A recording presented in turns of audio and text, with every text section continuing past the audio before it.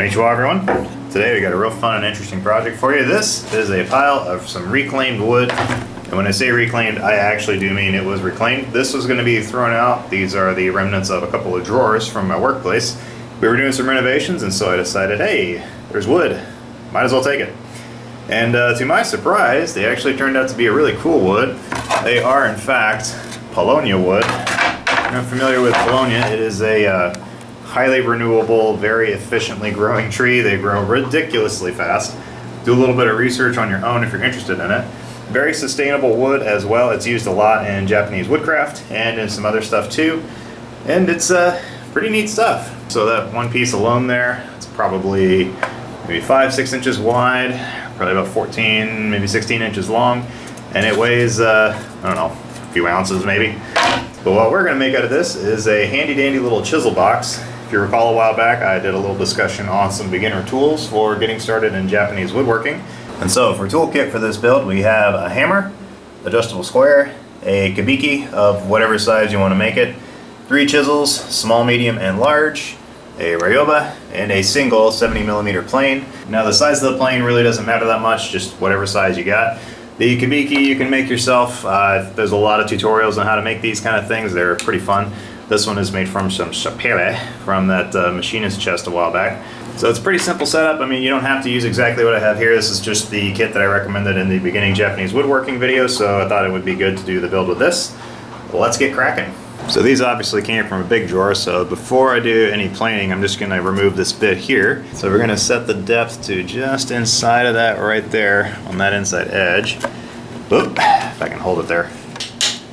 And so to get rid of that ugly, nasty glue line, this is one of the reasons I like working with softwood. A couple of hard strokes. And technically, since it's got that relief cut on the side, I don't have to do too much to get this to break off. And then to get rid of this, take your hammer and voila. Alright, so the absolute easiest way I can see to get rid of all this nasty finish is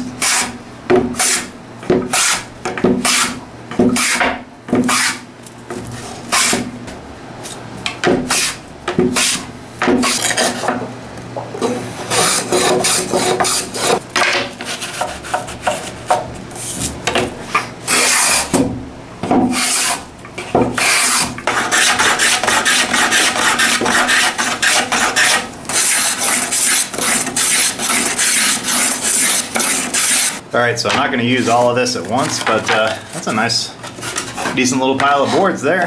Nice thing is, it just cost me a little bit of work and a little sweat equity, I guess you could call it, but check this out.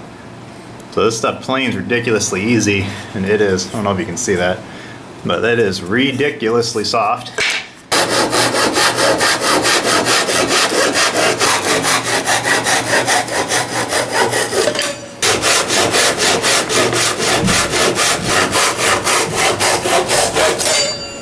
For this is going to be really, really simple. If you have 3 chisels, which let's just assume for the sake of this discussion you do, then basically you're going to do your layout just for those 3 chisels.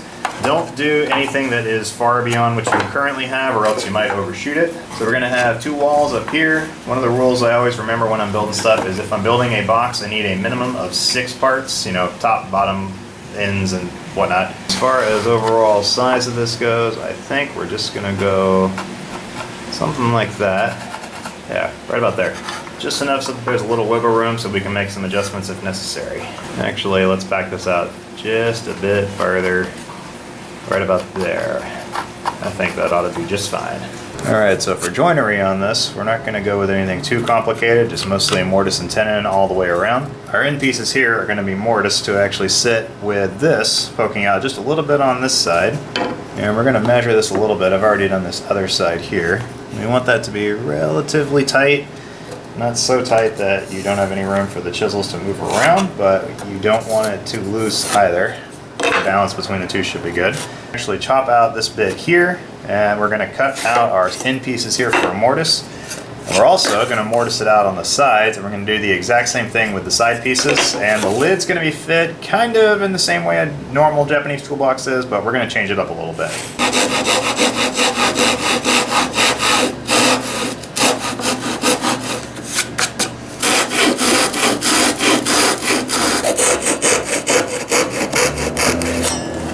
we really should have to do to get rid of these is a couple of little bits of encouragement. Aha! Yes, it worked. Alright, now for a little bit more critical bit here. I'm going to mortise out the end pieces so that this will sit in on that, protrude through that end bit there. Should be good. The whole thing is going to be held together on the two ends like that, sandwiched together. And as you can see, we have just enough space for our chisel, the biggest one in there. You always want to use your biggest one as your measuring stick, because if you don't have room for this one, you're not going to fit them all in there. I actually don't think this is Paulownia wood. I think this is another species called catalpa. So I was mistaken when I initially had said that this was Paulownia. So catalpa is another wood that's really, really soft, very, very light. You know, pretty much just balsa wood, just a little bit stronger. It's very close to Paulownia, so I can kind of see why I got it messed up, but I don't think Paulownia is known for having these dark streaks in here. But if you know for sure that this is Paulownia, leave a comment down below, but I'm gonna go with the catalpa thing and correct myself from earlier in the video, so apologies, don't murder me. So as is tradition, we're gonna make ourselves a little square mark here using our kibiki. You don't have to have a Wari kibiki to do this. You can do this with anything you want. As far as depth goes, let's see, how much space do we actually need here?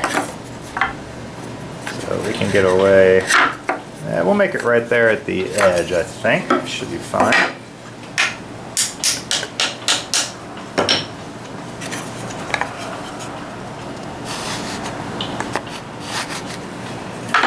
Alright, that's going to be the lower half that we're going to use as a guide. So we're going to follow this here. As long as it's square to this line, it's going to be square to the bottom of the box. Make ourselves a mark. There we go. And the nice thing is, having used our chisel previously, we can actually get a full cut on both sides of this here. And mortising this should take absolutely no time at all.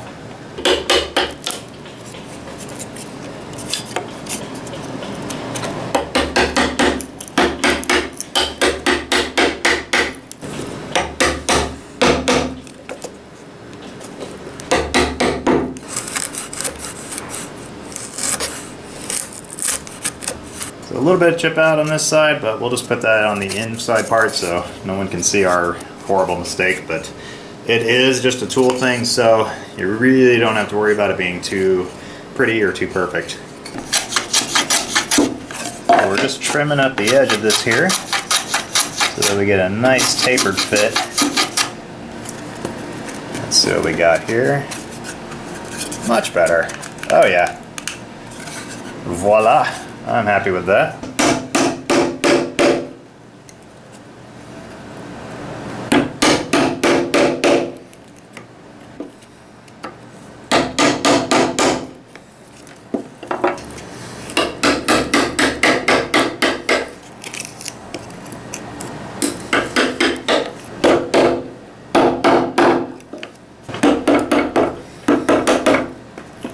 So as we've done before in using the large chisel to lay out our tenon for this, we're going to do the same thing with the sides.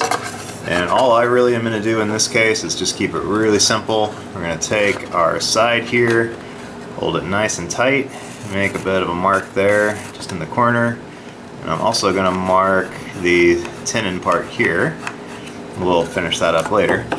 But basically we have our starting line here, and all we're going to do is hold this against that, and we're going to mark on the outside as well, relatively close. This is not a crazy super perfect thing, but now we know that if we make our mortise inside this line here, we'll be within the width of our tenon piece.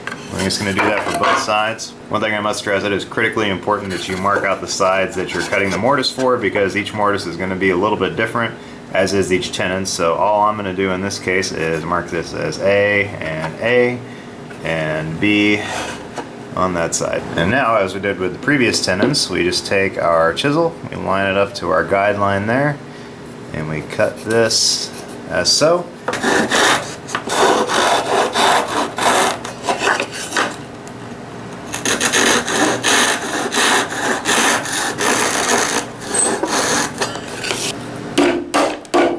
Probably should have done this beforehand, but we'll make it work.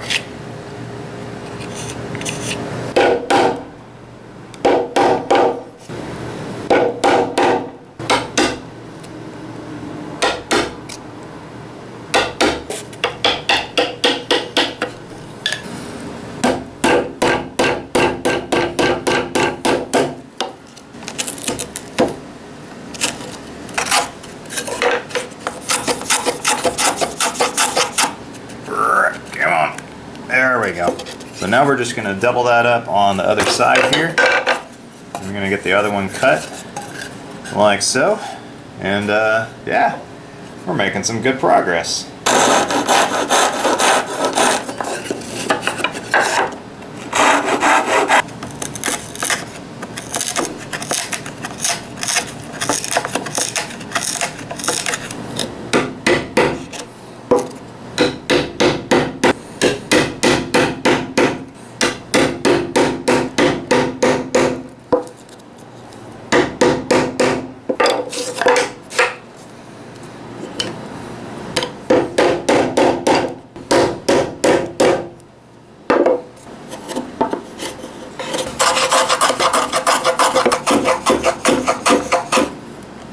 Alright, so now we got our little happy smiley face there. I didn't notice that until after the fact. Let's see what kind of fit we have. Got the right one.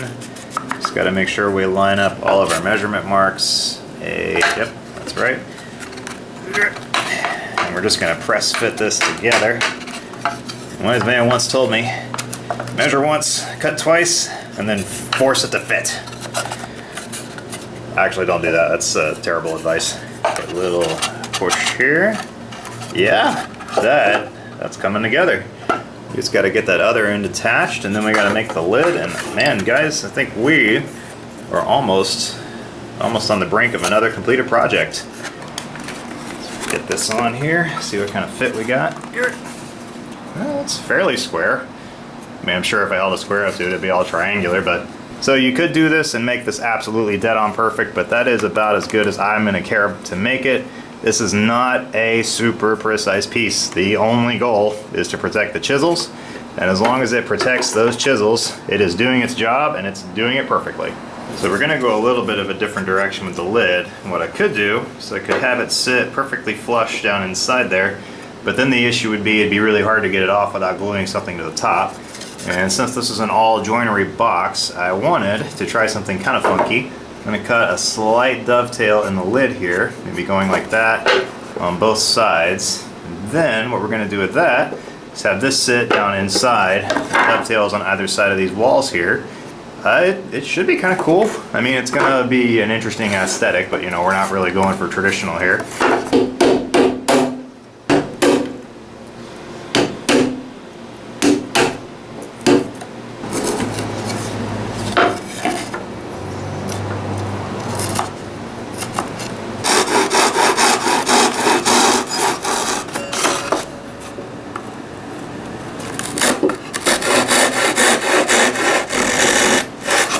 Alright, a few cuts later, let's see what kind of fit we got. And, aha! Yes! No! Not quite. Looks like that little recess there isn't quite deep enough. Not to worry. A little quick chiseling can take care of that. Yep, there it is. I see the problem and it will be rectified momentarily. Alright, ladies and gentlemen. Yes. Yes. Yes. Aha! Yes. That is so nice. So happy about that. Good fit. Good solid fit. It's a solid piece. Alright. Let's trim these edges down to length. Thinking I'm just gonna do an even cut on both sides of these. Just, you know, let's just eyeball it. Nothing too crazy here.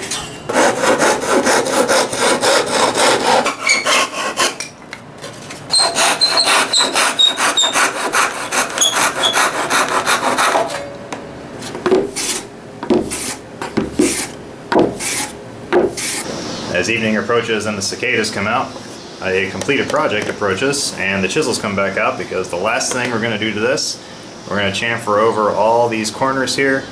Just a couple of little passes, nothing too crazy. Use a little mid-sized chisel for this, just to make things look nice and pretty. You could use a plane for this, but sometimes it's just nice to go over it with a chisel and make things look nice and dapper. It's a word people don't use anymore, dapper. Try to bring that word back.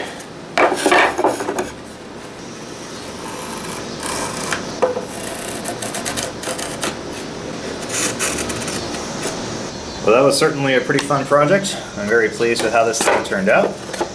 I'm also very pleased that I now have more space to fit more chisels, so we'll see what the wife has to say about that. But anyway, thank you guys for watching. All the work that was done was just with these 8 tools here, and a planing board and a little box to keep the, spare lumber in, as well as to keep the tools in. Not a whole lot is required to do a whole lot and have a lot of fun. If you want to support the channel, there's a link to the Patreon account in the description box down below.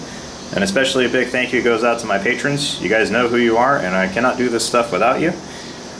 As always, thanks for watching. And one last little thing, never forget to always enjoy the little things, like a nice late summer sunset. Sayonara, everybody.